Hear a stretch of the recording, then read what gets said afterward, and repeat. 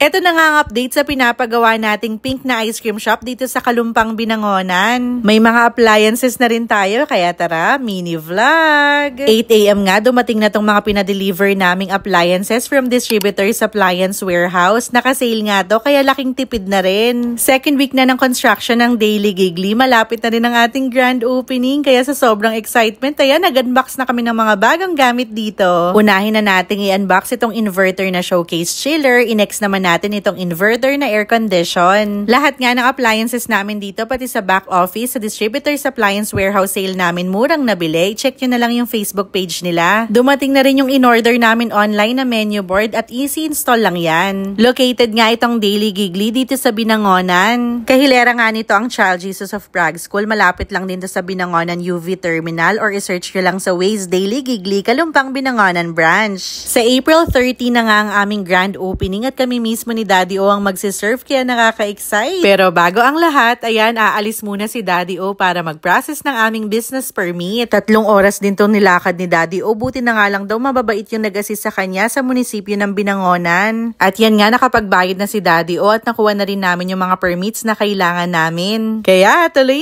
na ang grand opening ng Daily Giggly sa April 13, 11 AM. May pa buy one take one kami, kaya kita-kits!